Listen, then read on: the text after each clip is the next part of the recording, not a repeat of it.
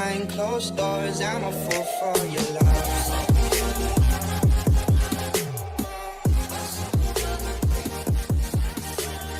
What's up, guys? So we're back with another video. It's gonna be a reacting one, as always. It's reacting to animated horror stories. I used to watch these as a kid, so I hope you guys like it as well. Don't forget to like, subscribe, and yeah, without further ado, let's get to it. Creepy Night Shift Story 2. Let's get it. It was around 3 years ago. I was 17 years old and I worked at the local library in my city. The library was located in the middle of the city, but was totally abandoned in the evenings. I only worked in the evenings, when all the older staff had already gone home. My colleague and I were the only one left there that night. As it was the day before Christmas and a blizzard was going on outside, not one single customer inhabited the building. My colleague Thomas was down at ground level, while I was sitting at my desk on the top level. Normally, I would take the time to study, but it was the holidays and I was completely bored to death. The library was recently renovated, so I could look outside through the big windows that they had put up. I mostly looked at the blizzard going on, thinking about my bike ride home. It was a dark December evening and the snow was piling up. I just really wanted to go home. It's really snowy out there, Tom. What do you say we close up early? No one's gonna show up anyway. Over. Your jokes are funny. Over. Minutes before we closed, I heard some people coming up the stairwells. It was some kind of family. One man and a woman with two girls. Oh nah. When they came through the door, I immediately saw that they weren't ordinary. They're definitely ghosts. The man had a pale, almost white face and wore red lipstick. The He's a woman ghost, was bro. also completely pale. They all wore clothing like they used to be in the 17 or 1800s. That's what I'm saying. I just had my history exam, so I recognized it immediately. While I walked towards them, I saw that they were looking around as if they were lost. "Can I help you folks?" I asked them. They looked at me with big eyes, if I was talking Chinese. I almost thought about bailing, but as we just had a meeting about customer satisfaction, I asked again, a bit louder. "Can I help you folks?" They now all looked at me, with a big smile and large eyes. I was totally creeped out, and I didn't really know what to do anymore. Boy, you better get out of there. "If I can help you, I'll be at my desk," I said, and I quickly walked away. When I was at my desk, I could still see the family just standing there, doing absolutely nothing. Tom? Have you seen this family that just came in?" "Over." "No, no one's come through the entrance. You good?" "Over." That's weird. Now I was even more creeped out. When I looked up, I saw the man walking towards me. From the inside, I could almost cry, but I did my best not to show it. The man stood in front of me with his pale face and called out something in a language I couldn't understand. It sounded like English, but it sort of wasn't. I couldn't make out anything. I looked down at my computer to make it look like I was searching, hoping he would just take off. When I finally looked up, He was gone. nobody was there. The whole floor was abandoned again. I did a quick sweep of the floor, but I found nobody. As if they just vanished. Just then, my colleague came up the stairs, and I told him what happened. He didn't believe me, and I thought I was trying to scare him. Luckily, there were security cameras in the library, so we could just watch what happened, right? Nobody After was we there. closed the library, we went to the security office in the building and looked at the footage from earlier that evening. What I saw then was the creepiest thing ever. I was talking to nobody. The whole family wasn't on the screen. It was just me, talking to myself. That's it? I guess. I mean, next one. The roommate. Looking for a new roommate is always a daunting task. Even though you interview and take the time to get to know that person, you don't truly find out who they are until you start living with them. I had begun searching for a roommate after I decided to leave my current residency. I was contacted a couple of hours after placing an ad on the Facebook Marketplace. The message read, "Hey Chris, I'll be moving out of my current apartment this August and I'm looking to room with someone new, as my roommates are moving to California this year. I'm 27 and I'm currently going to school. When I'm not at school, I enjoy hiking and watching movies. I also apprentice at a taxidermy shop on the days I don't have class. Ah, that's the Hope first not red weird. flag, bro. It's always been Taxidermy. a fun hobby of mine. Anyway, I'm looking forward to hearing back from you. Have a great day. She's gonna Good night. taxidermy you, bro. My first and most obvious reaction after reading the message was to check her profile. She was of medium height, had long, messy blonde hair and green eyes. In her profile picture, I saw her standing with a man and a woman shoulder to shoulder. That's most likely a They each taxidermy. adorned goofy grins and held up peace signs. How many? Under the photo, the caption read, "Love my roommates." How much I do you guys smiled want to to bet myself and that decided these to send people her a are message back. taxidermies, bro? The sun beat down on us as we hoisted various objects to the second floor of our new apartment. It took us a couple days to get everything out of the moving trucks and into our new place, but as soon as we did, a wave of relief washed over our sweat-drenched and sore bodies. After a couple more hours of rearranging, we each grabbed a beer from the fridge and sat on the porch. We reminisced about old 90s cartoons and what video games we obsessed over as kids, and as the sun started to set, I truly felt relaxed and confident that things were going to work out. No, she's gonna A taxidermy week you, later, bro. I started a new job for a construction company that was owned by a good friend of mine. As I was getting ready, I heard the front door swing open. I walked into the living room to see Lunaire and her friend David sliding in a large box. "What you got there?" I asked. Through a strained grunt, she replied, I bought a freezer to store some of the animals I'm planning on using in my taxidermy work. I hope that's alright. I was obviously hesitant at first, as there was no mention of this happening in the first place, but I eventually accepted and returned to my room. to Didn't she say continue in her getting bio ready that for she's work. a taxidermist? I came home at around 9 p.m. after having a couple of beers with friends and noticed that the freezer was nestled snugly in the lower part of the pantry. Bro, I have a feeling that her A friends are low in there, hum bro. could be heard reverberating off of the inner walls. I was curious to see what was inside, There's a but lock. didn't want to intrude on Lunaire's business, so I went into my room and changed into more comfortable clothing. After changing, I came back Is that out into the blood? kitchen and started making a sandwich. I opened the fridge and grabbed what I needed. As I turned around, I stubbed my toe on the edge of the island Oh, I felt countertop that. and let out a long, exasperated grunt.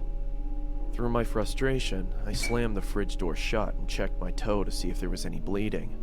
As I raised my head back up, I was greeted by a shadowy figure. Lunaire was standing in the doorway leading to her room. The darkness behind her almost seemed to envelop her. Is everything okay? She said in a deadpan tone. "Shit, yeah, I'm sorry. I just slammed my toe into the corner of the countertop as I was making a sandwich. I hope I didn't wake you," Bro, she's up though, right? It's fine. she said in the same deflated tone as before. She then turned around and walked back into the darkness of her room. I could tell that she was pissed, so I quietly made my sandwich and retreated back to my room as well. Bro, where did the peanut butter only come hearing from? the low hum from the freezer as I closed my door. I had the next day off, so I was able to sleep in a little longer than usual. Bro, only When I got 4 finally toes. emerged from my room, I walked into the kitchen to make breakfast. As I opened the refrigerator, I noticed that the light wasn't turning on and there was a lack of cold air escaping from inside. I turned around and flipped the light switch to confirm my suspicion. Sure They didn't enough, pay for the power electric was bill. out. Damn it, I muttered under my breath. I walked over to Lunaire's room and knocked on her door to tell her about the power outage if she didn't already know, but there was no answer.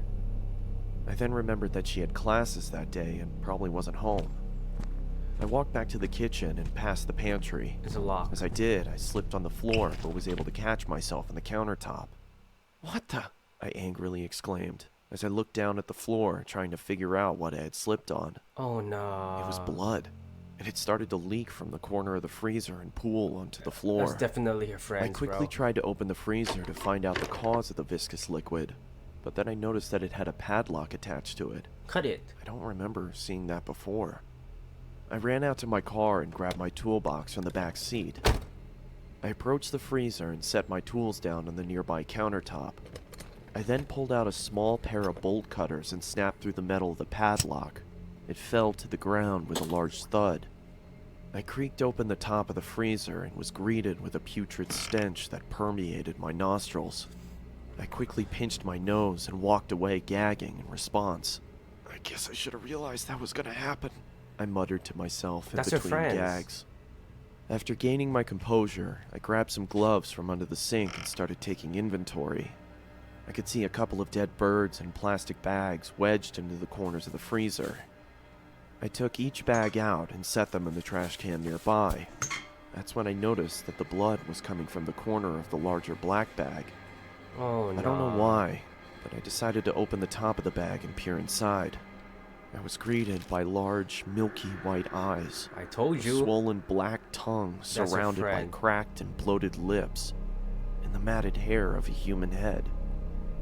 I swiftly dropped the bag and fell backwards You on better the leave, floor. bro. My breathing had ceased to exist, and I grabbed the trash can next to me and expelled my disgust into it. I then ran out the door, got into my car, and called the police. As I sat in the interrogation room with a blanket over my shoulders, I couldn't help but think about the face I'd seen. It looked so familiar. That was her friend That's in the when picture. it finally hit me. I pulled out my phone and looked at Lunaire's profile picture. It was her old roommate, Told you. the one she said was moving to California. When the detective entered the room, she started the questioning process, asking me if I started noticing any weird behavioral occurrences around the apartment. Yeah, I stubbed my toe the other day and she creepily stood in the doorway. It seemed like she was pissed, but for some reason I had a strange feeling like she was concerned about something. That's when I connected the dots. She didn't come out into the kitchen because she heard me stub my toe. She came out into the kitchen because she thought I slammed the freezer instead of the fridge. A cold sweat started to form on my forehead as my surroundings became blurred. I could hear a low whine slowly starting to cover up the words of concern from the detective. As my vision started to clear, I could see another officer enter the room and whisper something into her ear as he handed her a piece of paper. "Do you have somewhere you could stay at?" she asked. I mean, I was planning on staying with my parents. They live about 30 minutes outside of town. Okay, she paused. Listen, I don't want to worry you, but we found this picture inside of your apartment. She slid the piece of paper across the table, and I immediately felt like someone kicked me in the chest. The head of Lunaire's other roommate sat on the chair. In the background, scrawled on the wall in blood, read, Oh no. "Love my roommates. All of them." Bro. I don't know what to say about that, bro. The horn-headed man. Moonlight peered through my window as I jolted awake. My clamorous breaths disturbed the silence of my dark room. I had just come out of a frightful dream that had me thinking it was all too real. With sweat on my brow, I sat up and grabbed my water from the nightstand and took a sip from the now warmed glass. People actually keep water right next My to the hands nightstand? shook as I recounted my nightmare of the horn-headed man. In my dream, I was walking through my neighborhood, the streetlights flickering as I made my way down the uninhabited sidewalk. Nothing threatening, just a walk through the midnight hours. A block down, I could see a figure in the distance, walking slowly towards me. His steps seemed mismatched and labored. He passed a few houses looking straight ahead, neither looking left nor right. Bro, I His would have head been was turning the fixed other on the way if I saw sidewalk that, in bro. Why are front you of him. walking towards this guy, bro? As I was getting closer to my home, I could see him slowly starting to embark on my territory.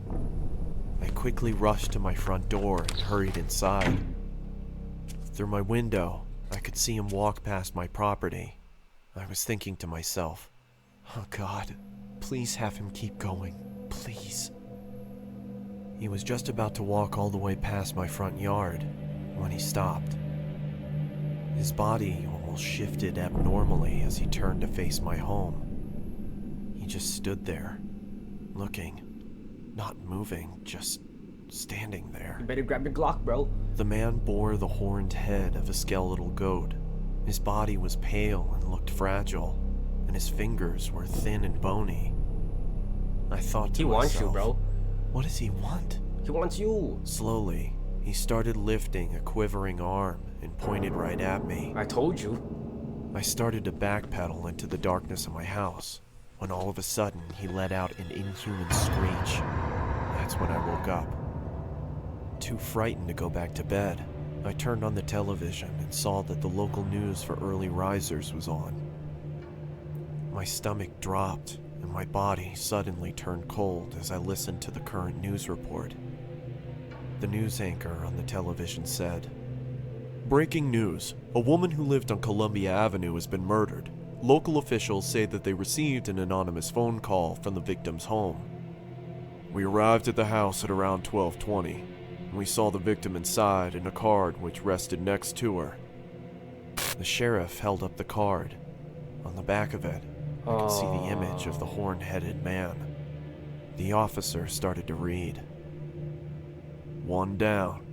Slowly I go." He then lifted his head back up.